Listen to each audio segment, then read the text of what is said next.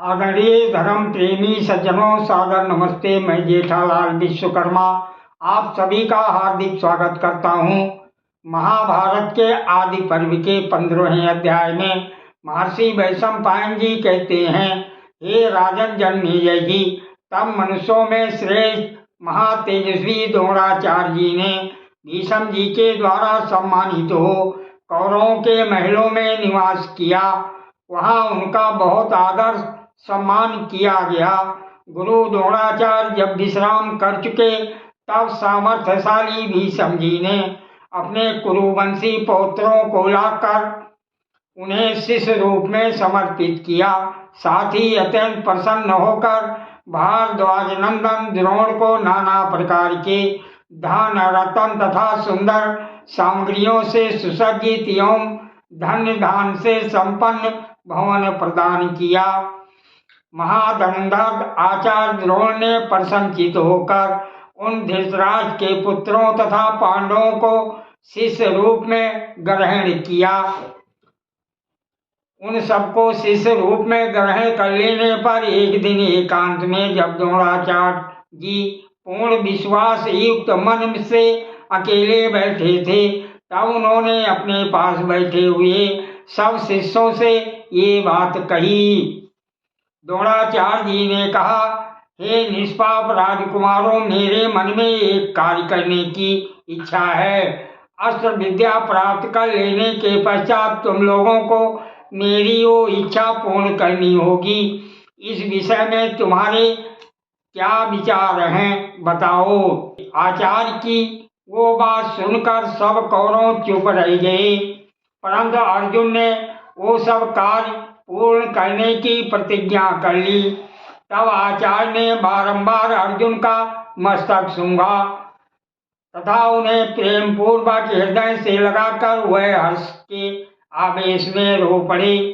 तत्पश्चात पराक्रमी द्रोणाचार्य जी ने पांडवों तथा अन्य शिष्यों को और भी अधिक उत्साह से नाना प्रकार के दिव्यों मानवीय अस्त्र शस्त्रों की शिक्षा देने लगे।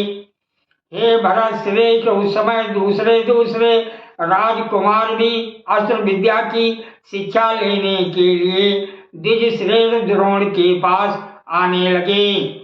वृष्णि वंशी तथा अंधक वंशी क्षत्रिय, नाना देशीय राजकुमार तथा राधा नंदन सूतपुत्र कर्ण, ये सभी आचार्य द्रोण के पास अस्त्र विद्या प्राप्ति के लिए आए।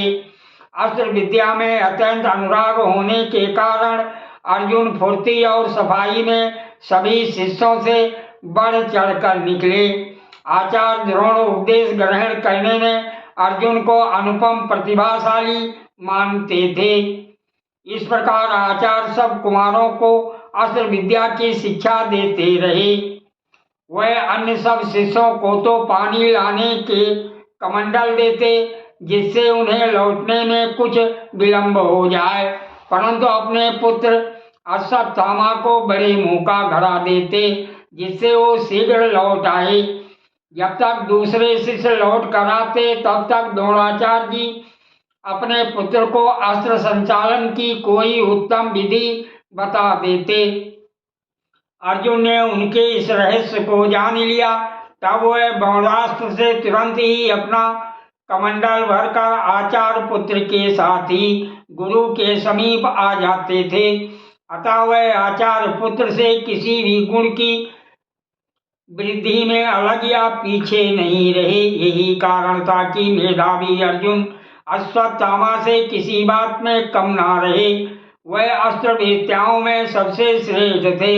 अर्जुन अपने गुरु की सेवा शुश्रूषा के लिए भी प्रभुत प्रयत्न करते थे। अस्त्रों के अभ्यास में भी उनकी अच्छी लगन थी, अतः वह द्रोणाचार्य के अत्यंत प्रिय हो गए।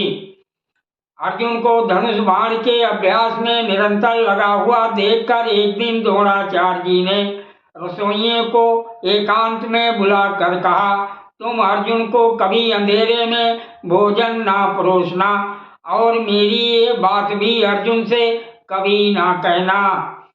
तत्पश्चात एक दिन जब अर्जुन भोजन कर रहे थे, उस समय अति वेग से हवा चलने लगी, जिससे वहां प्रज्वलित दीपक बुझ गया। उस समय भी कुंती नंदन भोजन करते ही रहे। उन तेजस्वी अर्जुन का हाथ अभ्यास बस उस अंधेरे में भी मुंह से अन्यत्र कहीं नहीं जाता था। उसे अभ्यास का ही चमत्कार मानकर महाबाहु पांडु नंदन अर्जुन रात्रि में भी धनुर्विद्या का अभ्यास करने लगे। हे भरत कुलभूषण, उनके धनुष की प्रत्यंचा की टंकार द्रोणाचार्य जी ने सोते समय सुनी। तब वह उठकर उनके पास गए और उन्हें हृदय से लगाकर बोले। द्रोणाचार्य जी बोले, हे अर्जुन, मैं ऐसा करने का प्रयत्न करूंगा जिससे इस संसार में दूसरा कोई धनुर्धर तुम्हारे समान ना हो। ये मैं तुमसे सच्ची बात कहता हूँ। महर्षि वैशंपायन जी कहते हैं, हे राजन, तदंतर द्रोणाचार्य जी ने अर्जुन को पुनः घोड़ों, हाथियों, रथों तथा भूमि पर रहकर युद्ध करने की शिक्षा देने लगे। उन्होंने कौरवों को गदा युद्ध, खड्ग चलाने तथा तोमर, प्रास और शक्तियों के प्रयोग की कला और एक ही साथ अनेक शस्त्रों का प्रयोग अथवा अकेले ही अनेक शस्त्रों से युद्ध करने की शिक्षा प्रदान की।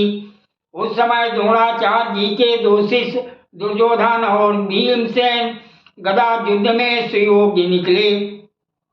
वह दोनों सदा एक दूसरे के प्रति मन में क्रोध अर्थात स्पर्धा से भरे रहते थे।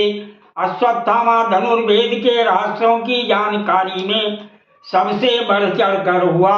नकुल और सहदेव दोनों भाई तलवार की मूठ पकड़कर युद्ध करने में अत्यंत कुशल हुए। वह इस कला में अन्य सब मनुष्यों से बढ़े चढ़े थे। देखिए, रथ पर बैठकर युद्ध करने में श्रेष्ठ थे, परंतु अर्जुन सभी प्रकार की युद्ध कलाओं में सबसे बढ़कर थे। वह समुद्र पर्यंत सारी पृथ्वी में रथ युद्धपतियों के भी युद्धपति के रूप में प्रसिद्ध थे। बुद्धि अर्थात मन की एकाग्रता, बल और उत्साह के कारण वह अर्थात अर्जुन संपूर्ण अस्त्र विद्या में प्रवीण हुए। अस्त्रों के अभ्यास तथा गुरु के प्रति अनुराग में भी अर्जुन का स्थान सबसे ऊंचा था। जब सभी कुमार संपूर्ण धनुर्विद्या तथा अस्त्र संचालन की कला में सुशिक्षित हो गए, तब नरश्रेष्ठ द्रोण ने उन सबको एकत्र करके उनके अस्त्र ज्ञान की परीक्षा लेने का विचार किया। उन्होंने कारीगरों से एक नकली गीध बनवाकर वृक्ष के अग्रभाग पर रखवा दिया। राजकुमारों को इसका पता नहीं था। आचार्य ने उसी गीध को बीधने के योग्य लक्ष्य बताया। द्रोण बोले, तुम सब लोग इस गीध को बीधने के लिए शीघ्र ही धनुष लेकर तथा उस पर बाण चढ़ाकर तैयार हो जाओ। सादर प्रणाम। जय श्री कृष्ण।